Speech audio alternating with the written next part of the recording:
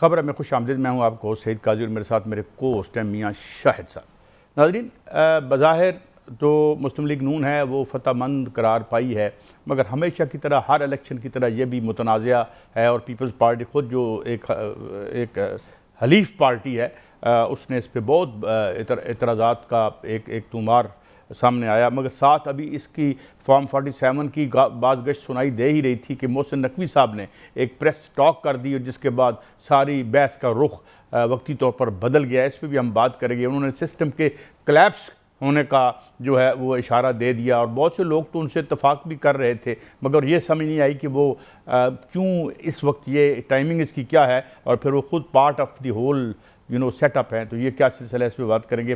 Trump साहब जंग रोकने पर मजबूर हैं। ख़बरें ये आ रही हैं कि बोलोराम हो चुका है अंदर से, एमुनिशन पर वेरी लो हैं वो। उसके साथ साथ एक जर्नैल ने खुद कह दिया, अमरीकी जर्नल ने, कि हमारे पास अब इवन इसराइल को बचाने के लिए काफ़ी साजो सामान नहीं है। तो वहाँ भी जो है वो खासी मामलात ख़राब हैं, उस पर बात करेंगे।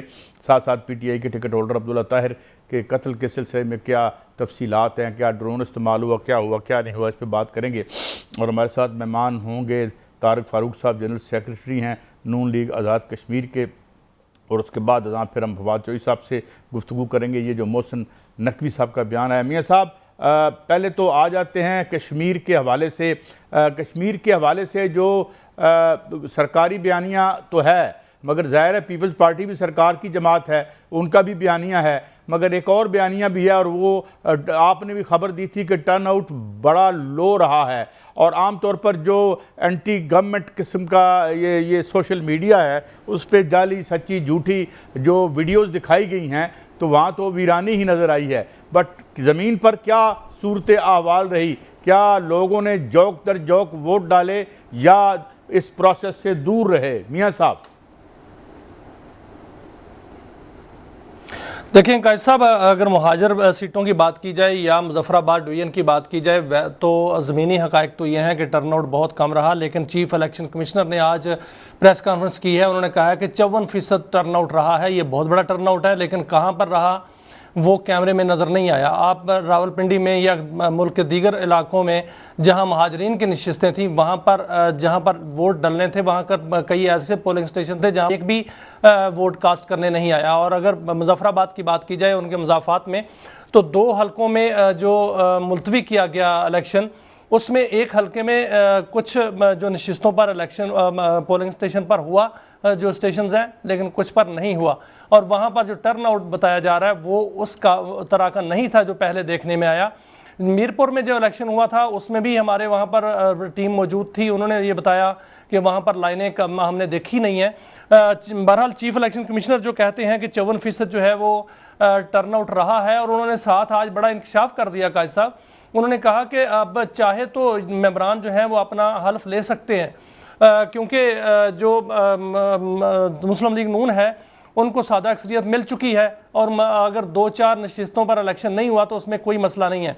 इसका मतलब ये है कि कल 4 तारीख है, तो 4 तारीख को इसका मतलब है कि वो असम्बली का हल्फ ले लेंगे या उसके बाद हल्फ ले लेंगे। और पूंछ में अभी इलेक्शन हुआ ही नहीं है। अच्छा, वज़ीर क्या आज़म बनेगा इस हवाले से चीफ इलेक्शन कमीशन ने अभी तक कुछ नहीं बताया। लेकिन जो मुस्लिम लीग नून है उसने कैसा 25 नशिस्तें हासिल की हैं अभी तक। तो राणा सनाउल्लाह साहब कहते हैं कि हमें सादा अक्सरियत मिल चुकी है। तो अगर पूंछ में भी उनको जो है वो 5 से 6 सीटें मिल जाती हैं और उनकी जो मखसूस नशिस्तें हैं वो भी उनको 4 मिल जाती हैं, तो फिर वो जो 2/3 अक्सरियत के पास जो है वो पहुंच जाएंगे। कायद साहब वैसे बड़ी हैरत की बात है जो मैं अगर वज़ीर दाखिला साहब का बयान देखूं और वो ये यानी एक ऐसी हुकूमत को बैक वक्त वो पॉपुलर भी है और सिस्टम भी कोलैप्स हो गया है और सारी सीटें भी उसको मिल गई हैं। बहरहाल ये तो एक इलेक्टरेट। ये बताइए नाम किसका आ रहा है, कौन हुमा किसके कंधे पर बैठ रहा है? मुमताज़ राठौर साहब थे पहले और अब कोई बंदा मिल जाएगा? जो हालात हैं वहाँ पर मियाँ साहब। कायद साहब देखें, 3 बड़े और मजबूत उम्मीदवार हैं, इसके अलावा बाकी उम्मीदवार भी हैं वज़ारत उज़्मा के, लेकिन 3 बड़े उम्मीदवार जो मजबूत उम्मीदवार हैं वो हैं राजा फारूक हैदर साहब हैं, शाह गुलाम कादर साहब हैं और चौधरी तारिक फारूक साहब हैं। राजा फारूक हैदर साहब पहले भी वज़ीर आज़म रहे हैं। शाह गुलाम कादर जो हैं वो बड़े फेवरेट हैं, इस वक्त सबसे फेवरेट जो हैं वो शाह गुलाम कादर हैं। और राजा तारिक फारूक जो हैं वो सेक्रेटरी जनरल भी हैं वहाँ पर मुस्लिम लीग नून के, और बिम्बर से हैं, और हो सकता है कि किस्मत जो है वो इन पर मेहरबान हो जाए, ये वज़ीर आज़म बन जाएं। ये 3 मजबूत तरीन उम्मीदवार हैं। अब रायबंड में जो है वो इसका फैसला होगा और इस हवाले से पार्टी फैसला करेगी कि वज़ीर आज़म किसको बनाना है। लेकिन काजी साहब, वज़ीर आज़म तो हल्फ ले लिया, जो हल्फ ले लेंगे मेम्बरान जो हैं वो भी ले लेंगे, वज़ीर आज़म भी बन जाएगा, लेकिन वहाँ पर जो धरना है क्या उनसे मुज़ाकरात होंगे या उसी तरह जो कालादम तंजीम जिसको कहा गया है उसको जो है वो उससे सलूक वही किया जाएगा, ये अभी सवाल जो है वो बाकी है। लेकिन मुस्लिम लीग नून पर जो है वो ताबड़तोड़ हमले कर रही है पीपल्स पार्टी, और ये कहा जा रहा है कुछ हल्के ये कह रहे हैं कि ये नूरा कुश्ती है, लेकिन ये नूरा कुश्ती नहीं लगती, ये सीरियस लड़ाई जो है वो लगती है। और यहाँ तक जो है वो सिंध के वज़रा कह रहे हैं कि जो वफाकी हुकूमत है उसकी उल्टी गिनती शुरू हो चुकी है। क्या पीपल्स पार्टी इत्तेहाद से अलग हो जाएगी? अगर वो अलग होगी तो फिर ही उल्टी गिनती शुरू हो सकती है, और अगर वो अलग होगी तो क्या वो आईनी ओहदे भी छोड़ेगी? और ये आइंदा आने वाले दिन जो हैं ये बड़े अहम हैं इस हवाले से। मियां साहब, मेरा ख्याल है कि ये जो मोहसिन नकवी साहब का बयान आया है ना, जो मोहसिन नकवी साहब का बयान आया है उसके बाद एक बार फिर शीरो शकर हो गए हैं। यानी जो मोहसिन नकवी साहब यानी जो सूबों की बात की उन्होंने, उसके बाद मुझे लगता है कि ये जो इख्तलाफात हैं ये अब ख़त्म हो जाएंगे, क्योंकि जद पड़ने लगी दोनों जो ओलिगार्कीज़ हैं ना, अब ये पार्टी तो है नहीं, ओलिगार्कीज़ हैं। और एक दफ़ा कौम को उम्मीद लग गई थी कि शायद ओलिगार्की टूटे और ये जो एक मोनोपोली बनी हुई है यहाँ पे एक फैमिली रूल चल रहा है, फिफ्डम चल रही है, तो इस हवाले से फिर वो इकट्ठे हो गए और उनका भाई नहीं चलें भूल जाएं भाई कश्मीर में क्या हुआ, फलां क्या हुआ। तो मुझे लगता है कि अब वो उन्होंने इस हवाले से शायद वो इकट्ठे नज़र आते हैं, मगर इस पर तो हम बाद में बात करेंगे कि जो मुक्तदरा है वो कितने सीरियस हैं छोटे इंतज़ामी यूनिट्स बनाने में, और उसके बाद इन पार्टियों का क्या मुस्तकबिल होगा। मुस्तकबिल तो खैर हमें अंदाज़ा है ही, क्योंकि जहाँ पे मुस्तकबिल तख्लीक होता है वो आपको भी पता है और हमें भी पता है। बहरहाल अब सिलसिला ये है कि ये फरमाइए कि क्या वहाँ पे कोई अमन व अमान की सूरत हाल बेहतर होती नज़र आती है, इंटरनेट कोई खुलने की सूरत नज़र आती है, कोई गुफ्तगू ये ताज़ा जो नई हुकूमत आई है ये बैठ के मसाइल को कुछ गुफ्तगू से हल करने की कोई इसका इंदिया नज़र आता है आपको मियाँ साहब? कैसा मुझे लग रहा है कि मुज़ाकरात होंगे, और मुज़ाकरात जो हैं वो मुझे लग रहा है कि कश्मीर में नहीं रायबंड में होंगे, और जो एक्शन कमेटी वाले हैं वो रायबंड जाएंगे और वहां पर मुज़ाकरात होंगे, क्योंकि बैठक वहां पर लगेगी।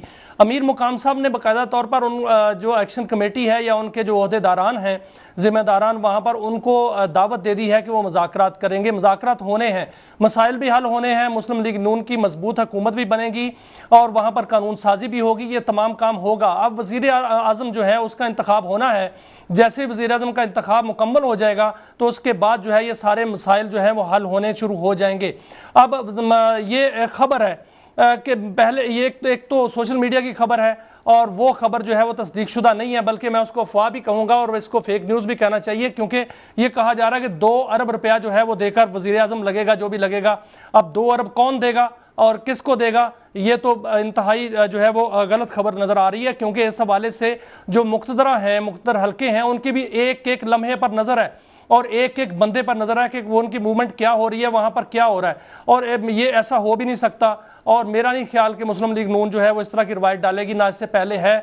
तो ये खबर जो है वो गलत लग रही है। लेकिन ये खबर जरूर आ रही है कि जो मुमकिन वज़ीर आज़म हैं उनके घर में मिठाई भिजवा दी है मियां नवाज शरीफ ने कि वो वज़ीर आज़म होंगे, और इस हवाले से 2 बड़े नाम जो है वो सामने आ रहे हैं। एक का नाम तो बताया जा रहा है, मुझे बताया गया कि जो तारिक फारूक साहब हैं उनके घर मिठाई गई है, और दूसरा जो ज़राए कह रहे हैं कि शाह गुलाम कादर साहब जो हैं वो नंबर 1 है, और इन दोनों में की टाई है। देखें इन दोनों में से कौन वज़ीर आज़म बनता है।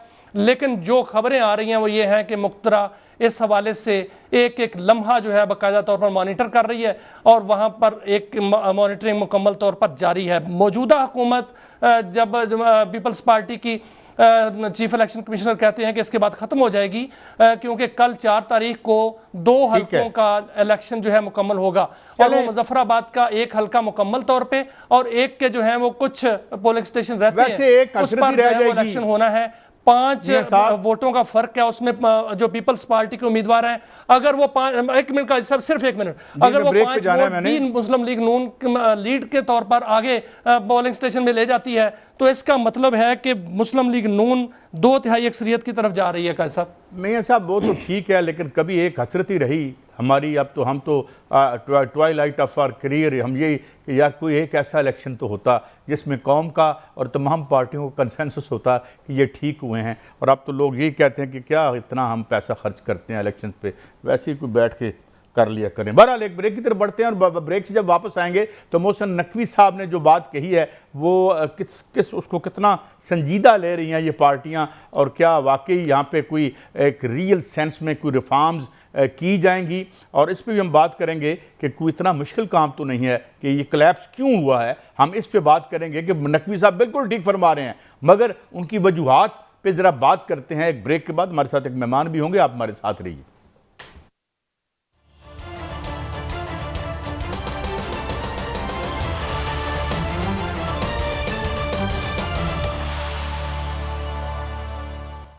Welcome back.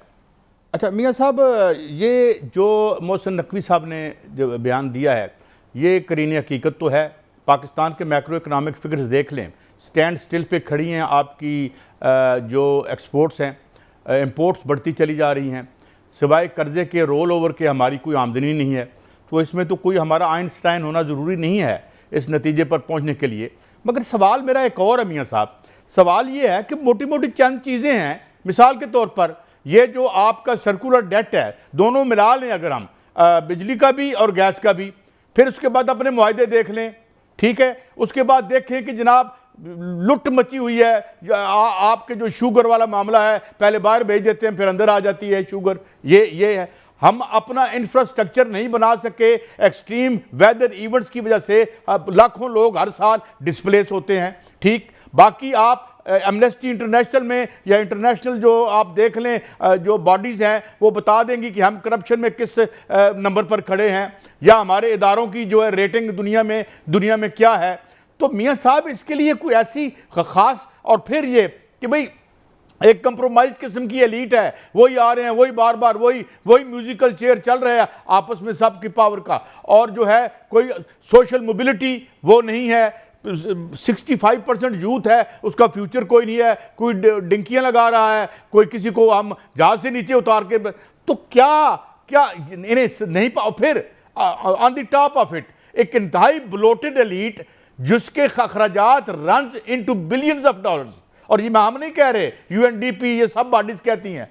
तो इसके लिए कोई आइंस्टाइन होना जरूरी है कि भाई इस तरह अगर आप चलाएंगे तो हर साल पिछला कर्जा देने के लिए मजीद अगला कर्जा ले रहे हैं, और कर्जे के पहाड़ के नीचे इस कौम को हम दफन कर रहे हैं। तो इसमें क्या इसको क्या बहुत अंडरस्टैंडेबल नहीं है, ये बात किसी को समझ नहीं है कि ये क्या हो रहा है, या बिल्कुल ये हम ज़मानी जमा तफरीक करना होता है और एक वक्ती तौर पर काम आगे चला। तो मुझे ये समझ नहीं आती कि हम जैसे नालायक और मुब्तदी और एक अनपढ़ किस्म के बंदे को भी पता है कि हमारी बर्बादियों की दास्तान कौन और कहाँ लिख रहा है।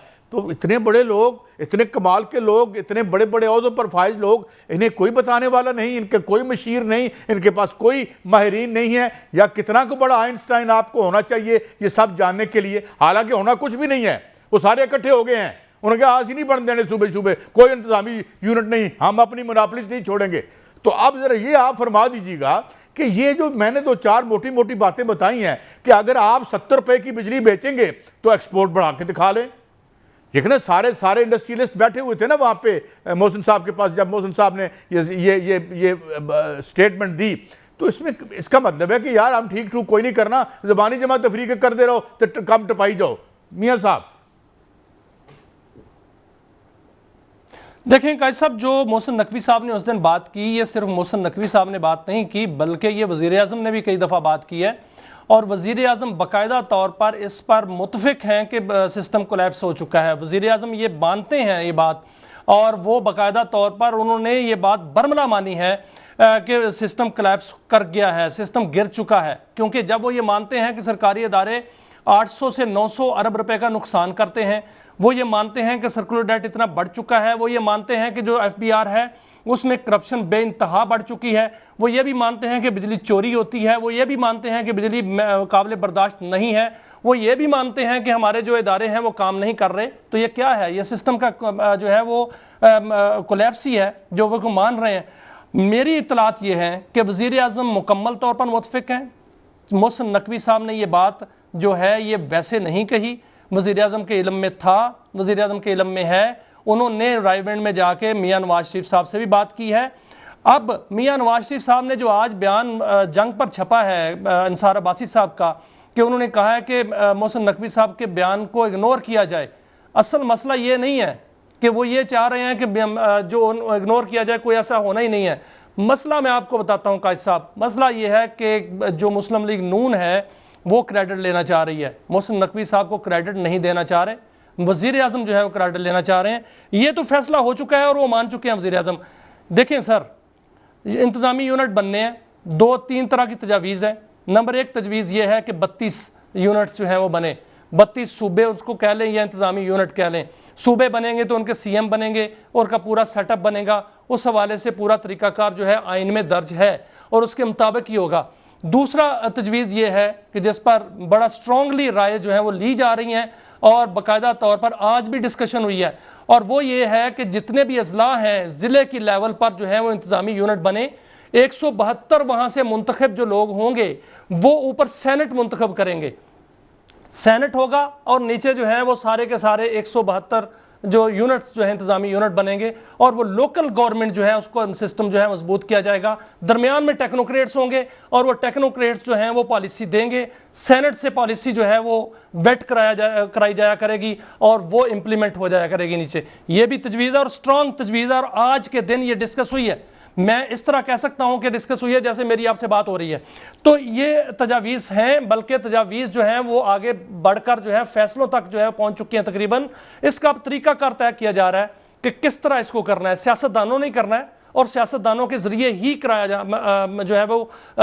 जाने का फैसला है, ताकि कोई भी काम मावराए आइन ना हो। ये मुझे एक बात बताएं ना, के साथ हो, मुझे एक सवाल ले लें, हो ये रेफरेंडम के जरिए हो, ये अदालत के जरिए हो। इस हवाले से जो है सर जोड़ के बैठे हुए हैं लोग और ये फैसला आप देखेंगे। सर 1 मिनट दीजिएगा, सिर्फ सवाल ले लेना, सवाल ले लें। ये आप देखेंगे कि आने वाले दिनों में इसकी झलक जो है वो, सर 1 मिनट, इसकी झलक जो है वो आइंदा नजर आएगी। मेरी अर्ज सुन लेना, चंद महीने पुरानी बात है, 4.16% ऑफ द जीडीपी सरकारी ठेकों से खाया जाता है। और केड़ी लोकल बॉडीज यार, यहां तो डेड बॉडीज पड़ी हुई सारी। मैं ये कह रहा हूं कि भाई क्या मुझे या तो कहें ये रिपोर्ट आईएमएफ ने गलत बनाई है और बनवाई आपने है, सरकारी प्रोक्योरमेंट में ये वारदात है, बाकी तो छोड़ दें। आईएमएफ सॉरी आईपीपीज को जो हमने पैसा दिया है, it runs into billions of dollars, और उसका जो कोलैटरल डैमेज हुआ है, कोलैटरल डैमेज ये हुआ है कि मैंने पहले भी अर्ज किया था आपको कि मैं कंपेयर कर रहा था वियतनाम और पाकिस्तान की मैशत को, और वियतनाम जहां 7.8 मिलियन टन बम बारूद फेंका, वो बारूद इतना नुकसान नहीं कर सका जितना इन 2-3 पार्टियों ने मिलकर आईपीपी के मुआहिदों के जरिए पाकिस्तान को एक माशी खंडर में तब्दील कर दिया। यार यू डोंट हैव टू, तो एवं ना मजाक करो ना। हम उजड़े हुए हैं, हमें उजड़े हुआ रहने दो, वो गरीबाना मजाक ना करो, रहने दो, किसी को नहीं पता ये क्या खेल है। बात ये है कि इस मुल्क के अवाम से आप इसी तरफ मामला जो है वो जा रहा है। क्या जा रहा है यार, आप ट्रिलियन ऑफ रुपीस हमसे आप इनडायरेक्ट टैक्सेशन में लेके। 26 तब्दीलियों का साल है सर, ये तब्दीलियों का नहीं सर, मैं कहता हूं ये खुशखबरियों का साल है, क्योंकि इसमें जो जिसने जो है माल लूटा है वो वापस करेगा। कायद साहब, इसमें आईपीपीज का फोरेंसिक ऑडिट आप देखेंगे सर, इसमें निजाम की तब्दीली देखेंगे, इसमें लोकल गवर्नमेंट को मजबूत होता हुआ देखेंगे, इसमें इख्तियारात जो है निचली सतह तक मुंतकिल होते हुए देखेंगे। सर ये खुशखबरियों का साल है। अपने गले में कौन घंटी डालेगा है सर। आज की छोटी सी खबर सुन लें, ईरान जो है वो पाकिस्तान के अंदर कल बहुत बड़ा वफ्द भेज रहा है सर, पाकिस्तान के अंदर जो है सरमायाकारी के लिए वफ्द भेज रहा है ईरान। वो ईरान और पाकिस्तान के दरमियान मुज़ाकरात हो रहे हैं, कल बड़ा ब्रेक थ्रू होने वाला है। वह किस तरह होगा, ये किस तरह इंप्लीमेंट होना है, वो इसी तरह होना है सर। तो उसी तरह निजाम जो है वो जा रहा है। मियां साहब मेरी आप बात नहीं समझते, नहीं किया। जो इस करप्शन के बेनिफिशियरी हैं उन्हें हम एक्साइज अगर नहीं करते, मुझे बताएं ना, हमें लिस्ट पहले बताएं ये आईपीपीज किस किस के आईपीपीज हैं। या फ्रंट मैन है किसी के नहीं है, वो तो हमें निकाल के दिखाएं। आज तक तो उन्होंने टच कर नहीं सके, अगो सी कर लेना। पूरी लिस्ट आने वाली है सर, पूरी लिस्ट आने वाली है और उस पर जो है वो बकायदा तौर पर अमल दरामद होने वाला है उनका। मियां साहब अल्लाह करे आप दुरुस्त फरमा रहे हों, but I think I am not going to buy all that. एक ब्रेक है, ब्रेक से वापस आते हैं तो ये ट्रंप साहब के साथ जो कुछ हो रहा है वो भी देखने वाला तमाशा है। ईरान ने एक दफ़ा तो कान पकड़वा दिए इनको। क्या ताज़ा खबरें हैं, हमारे साथ रहिए।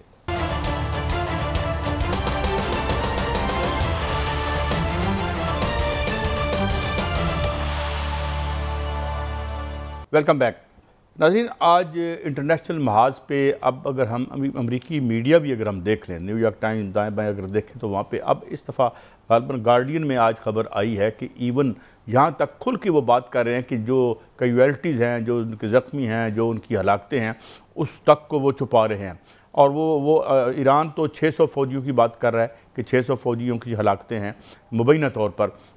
दूसरी तरफ हम ये देखते हैं कि एक का तस्वीर भी आज हमने देखी, वहाँ पे एक ताबूत वहाँ पे उतरने शुरू हो गए हैं। और उसके अलावा जो अहम खबरें हैं मियाँ साहब वो ये हैं कि अब उनके जो Jarnail, even other service Jarnail हैं, वो खुल के कह रहे हैं कि भाई हमारे पास जो है we are very low on ammunition, और हम अब नहीं बल्कि एक का कहना तो ये है कि इजराइल को भी अगर हमें आज बचाना पड़े और दूसरी तरफ तो हम नहीं बचा सकते, और दूसरी तरफ हम देखते हैं कि वो कहते हैं मेरी बात हो गई है, ईरान वाले बड़े अच्छे हैं, अब हमारी दोस्ती हो जाएगी, ये हो जाएगी। यानी वो दिन में 4-5 दफ़ा ये कवालियाँ तब्दील करके जो है वो बयान करता है ट्रंप। लेकिन उधर ईरान कहता है कि कोई नहीं, सानू कोई हमें कोई जल्दी नहीं है, because now they can hit eight will.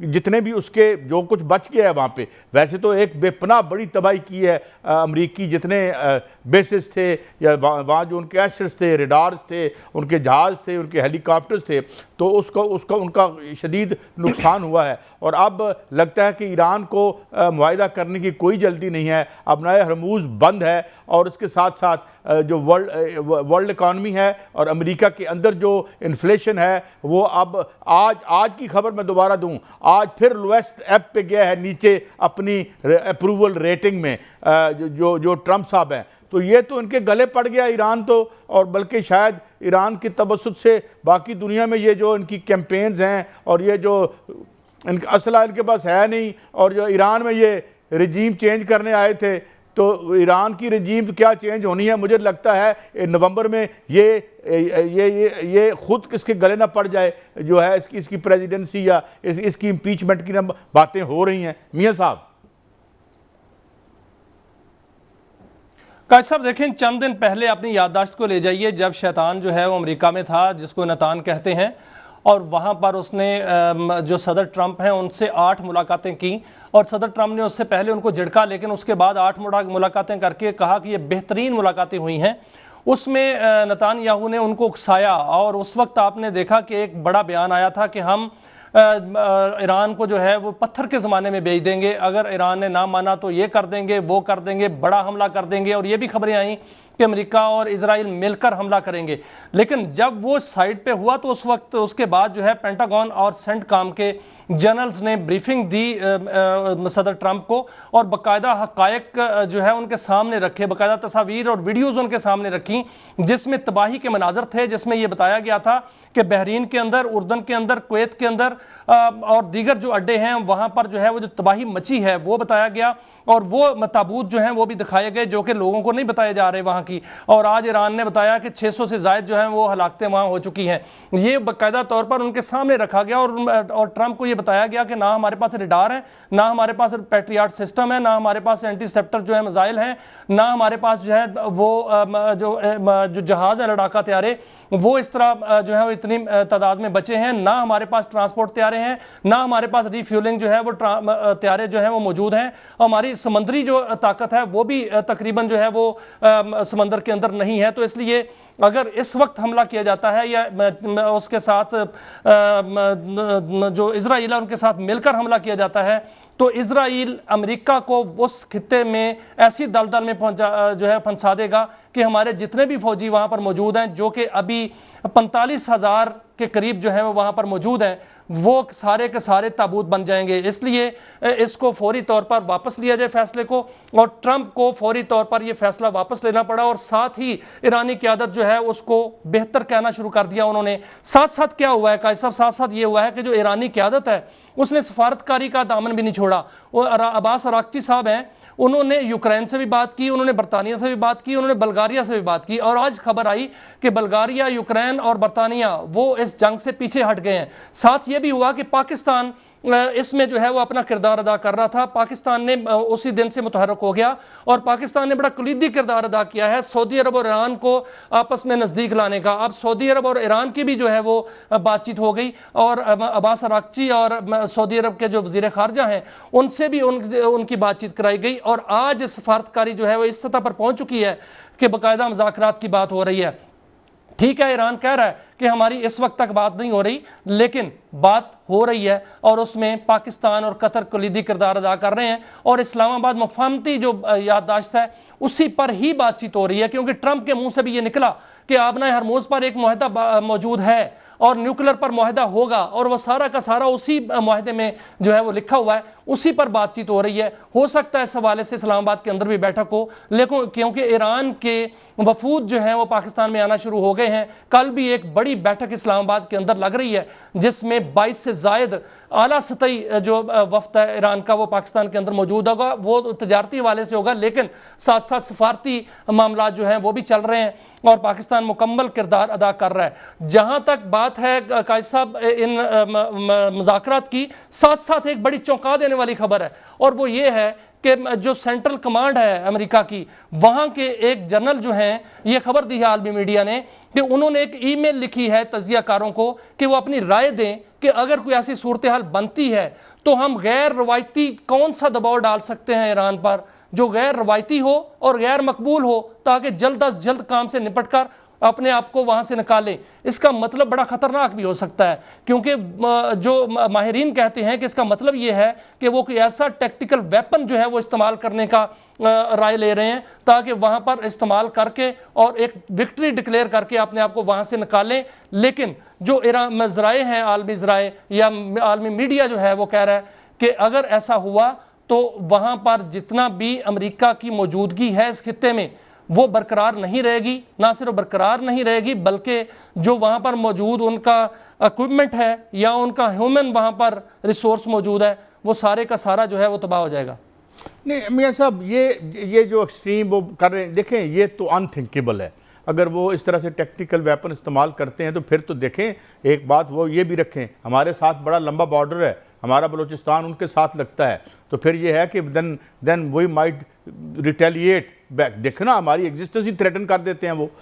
कोई ऐसा इखलाकी कानूनी असूल ज़ाब्ता नहीं है जो कि वायोलेट ना किया हो ट्रंप ने, और उसने सिविलियन इंफ्रास्ट्रक्चर को मारना, स्कूलों पे बच्चों को मारना, अब ये एटम बम मारेंगे। ये इंसान है यार। ये लगता है how can they retire to their comfortable bedrooms having killed so many people in 24 hours, और फिर ये अपने आप को चार्ज बेरर ऑफ सिविलाइजेशन कहते हैं। ये तो यूं लगता है कि दरिंदों ने टाई ला के मेरी तरह कोट पेंट पा के तो मुहज़्ज़ब बने हों। तो ये मेरे ख्याल में वो नहीं कर सकेंगे। अगर वो ये करेंगे तो उसकी बड़ी हैवी प्राइस होगी। और इस हवाले से जो मेरी माहिरीन से बात हुई है, ईरान के पास एटम बम हो या ना हो, लेकिन वो सेकंड स्ट्राइक की कैपेबिलिटी रखता है। And in such a scenario Iran माहिरीन ये कहते हैं कि Israel could be wipe off the surface of the earth. वो ये इतनी बड़ी प्राइस वो नहीं दे सकते। मेरे ख्याल में जो मतलब जूते छूते पड़ गए हैं, अब ये नीवे होकर निकल चलें और कोई दुनिया की और अपनी इकॉनमी को बचाने की कोशिश करें, ताकि इतना देखें, मेरी बात सुने, ये जो कॉकरोच वाला बात की है ना इन्होंने, मोहसिन नकवी साहब ने, ये पूरी दुनिया में फैल जाएगी। ये कोई किसी जगह भी स्टेटस को जो है वो इस तरह मेंटेन नहीं हो सकेगा अगर इस तरह रन अवे प्राइसेस बढ़ती रही, पेट्रोल की प्राइसेस बढ़ती रही। कॉकरोच पार्टी बन गई पाकिस्तान के अंदर, ये मुझे नहीं पता।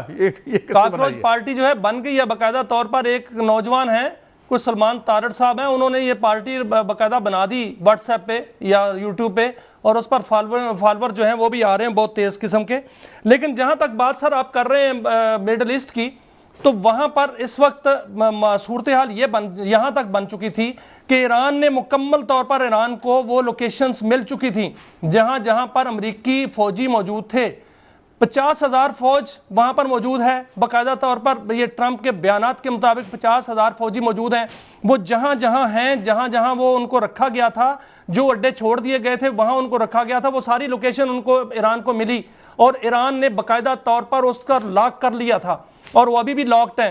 वहां पर बाकायदा तौर पर जो मिडिल ईस्ट के ममालिक हैं, 25 ममालिक का जिक्र आता है बाकायदा तौर पर, जो मिडिल ईस्ट के और दीगर ममालिक हैं, उन्होंने ट्रंप को कॉल की कि अगर ये हमला होता है तो अमेरिका का एक भी फौजी यहां से नहीं बचेगा। 50,000 फौजी वहां पर जो हैं वो टारगेट हो जाएंगे और ना सिर्फ वो टारगेट हो जाएंगे बल्कि ये खित्ता जो है वो जलकर राख हो जाएगा, यहां से निकलें।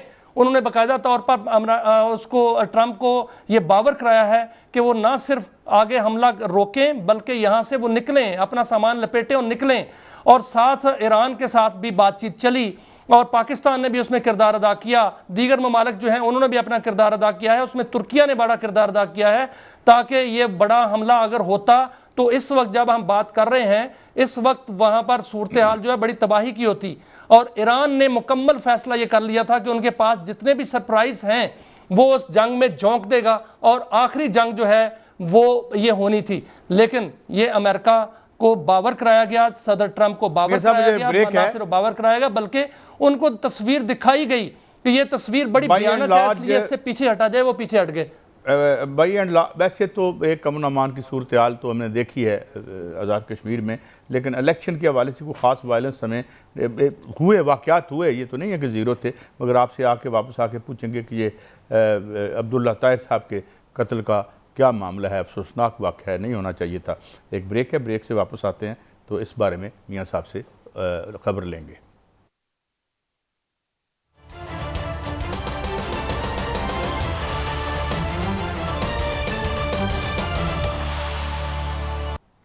Welcome back. नाज़रीन, हमें ज्वाइन किया है सीनियर रिपोर्टर क्राइम रिपोर्टर जनाब सरफराज खान साहब ने। बहुत शुक्रिया सरफराज, ये एक वाक़या हुआ है और उसमें सुना है बड़ी मॉडर्न टेक्नोलॉजी इस्तेमाल की गई है एक अब्दुल्ला ताहिर साहब के कत्ल में, ये क्या वाक़या है?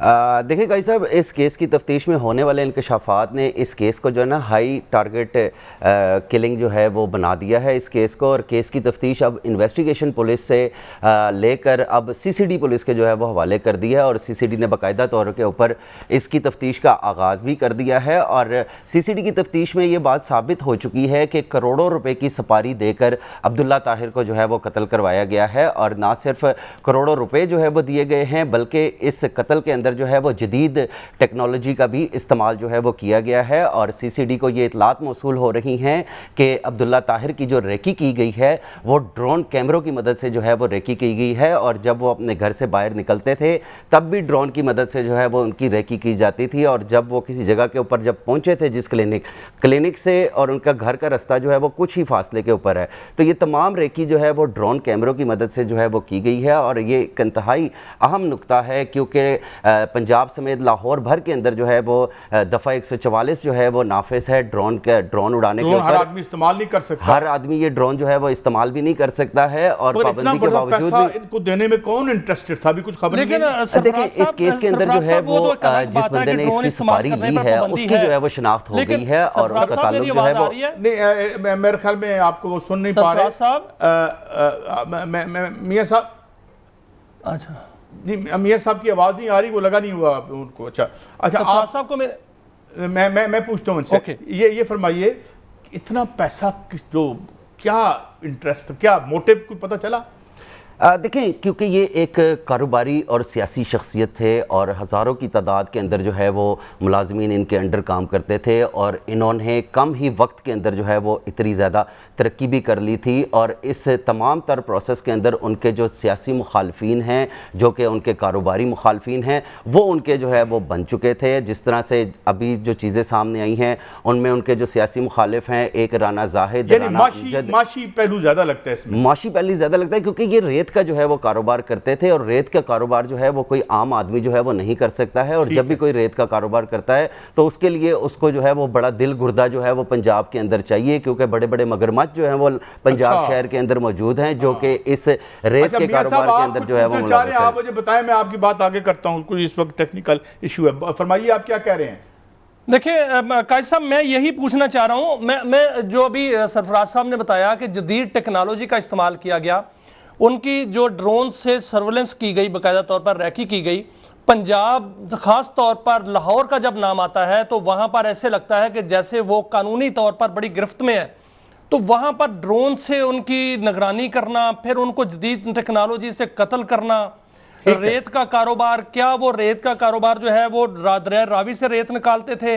दूसरा यह है कि ये एक नेटवर्क है, मुनज्जम नेटवर्क, या उनको खास तौर पर किसी ऐसे गिरोह ने टारगेट किया है जो उनका कारोबारी मुखालफ था? अगर कारोबारी मुखालफ था तो इतनी बड़ी टेक्नोलॉजी, जदीद टेक्नोलॉजी, या पंजाब के अंदर कोई ऐसा गिरोह दाखिल हो गया है जो इस तरह की टारगेट किलिंग जो है वो करना शुरू हो गया, जो अंडरवर्ल्ड से ताल्लुक है जिसका? मैं आपकी बात को आगे बढ़ाता हूँ। यही बात जिस तरह आपने फरमाई कि एक तो इतना शहर में हमारे यहाँ लॉ एंड ऑर्डर पे खासा CCD हो या हमारी पुलिस बड़ी चौकस है और बड़ा जल्दी जो भी वाक़या होता है तो हमारी CM डायरेक्ट उसका एक्शन भी लेती हैं, तो ये कैसे हो गया? और सेकंडली ये कि ये उनकी कोई सियासी राइवलरी नहीं है, बल्कि ये कोई लगता है कि माशी राइवलरी है। जी बिल्कुल, कारोबारी तनाज़ा जो है वो अब तक सामने जो है वो नज़र आ रहा है। और दूसरी जानिब अगर हम CCD की बात करें तो CCD ने पंजाब के अंदर जो है वो चोर, डाकू और बच्चों और बच्चियों के साथ और ख़वातीन के साथ जो है वो ज़्यादती करने वाले मुल्ज़िमान के ख़िलाफ़ तो बड़ी अच्छी कार्रवाई की है, और क्राइम रेट जो है वो 70 से 75% जो है वो नीचे भी आया है। लेकिन एक अहम बात जो है वो शूटर्स को नुकेल डालना है। पंजाब के अंदर सबसे कम काम अगर CCD ने किया है तो वो शूटर्स को नुकेल डालने के अंदर किया है। और अभी भी अगर आप देख लें तो माजी के अंदर जितने भी बड़े वकूए हमारे सामने आए हैं उसके अंदर जो है वो शूटर्स ही मुलव्वस हैं। ये शूटर्स जो हैं कहाँ से पैदा हो रहे हैं, कौन लोग इनको जो है वो पैदा कर रहा है, और इनकी गिरफ्तारियां जो हैं वो क्यों नहीं हो रही हैं, ये एक बहुत बड़ा सवालिया निशान है CCD के लिए। और CCD को इन शूटर्स को नुकेल डालने के लिए जो है वो एक ऐसी पॉलिसी अपनानी पड़ेगी जिससे इन शूटर्स को जो है वो नुकेल डाली जा सके। लाहौर में अब आगे ये कहां से आए हैं? ये वो भी यही बात कर रहे हैं मियां साहब कि ये शूटर को नए आया है यहाँ पे या पहले ही यहाँ पे एक नेटवर्क मौजूद है इनका? देखिए, इनका एक बहुत बड़ा नेटवर्क जो है वो पंजाब के अंदर मौजूद है। और जैसा कि मैंने आपको पहले भी बताया कि इन शूटर्स के ख़िलाफ़ जो है वो बहुत ज़्यादा कम जो है वो काम किया गया है इन शूटर्स के ऊपर, क्योंकि ये पकड़े ही नहीं जाते। और इन शूटर्स के अंदर ज़्यादा तादाद उन लोगों की है जिनके अभी तक जो है वो शनाख्ती कार्ड ही नहीं बने हैं। तो काई साहब, जब तक शनाख्ती कार्ड किसी का नहीं बनेगा तो उसका क्रिमिनल रिकॉर्ड जो है वो कैसे बन सकता है? तो ये बहुत बड़ी तादाद के अंदर ये करोड़ों में जो है वो सुपारी जिसे कहते हैं इंडियन में दी गई। अब वैसे आमतौर पर शूटर जो हैं वो सुना है बहुत कम पैसों में भी ये काम करने को तैयार हो जाते हैं यहाँ पे। देखिए काई साहब, हमने तो ऐसे केसेस भी देखे हैं जिसके अंदर जो है वो शूटर्स ने 5,000 रुपए के लिए जो है वो किसी की जान ले ली है। लेकिन ये एक हाई प्रोफाइल केस है और इसके अंदर जो टारगेट था वो एक बड़ा टारगेट था, तो उसको कत्ल करने के लिए जो है वो वसाइल की भी बहुत ज़्यादा ज़रूरत थी। तो इसलिए जिसने इसकी सपारी दी है तो उसने करोड़ों रुपए जो है वो खर्च किए हैं। सिर्फ जदीद ड्रोन की सहूलत हासिल करने के लिए ही करोड़ों रुपए जो है वो दिए गए हैं। तो इसके अलावा जो शूटर्स हायर किए गए थे उनको भी जो है वो करोड़ों रुपए दिए। हम इसी नोट पर सरफराज आपका बहुत शुक्रिया। हम तो यही कहेंगे पंजाब गवर्नमेंट से भी कि ये इस पर ज़ाहिर है आप you should live up to your reputation, और ये लोग जल्दी पकड़े जाएं ताकि आइंदा इस तरह के वाक़यात या कलाकों में हो सके। ये तो हमारा आज का शो। इजाज़त दीजिए, कल फिर मिलेंगे। अल्लाह हाफिज़।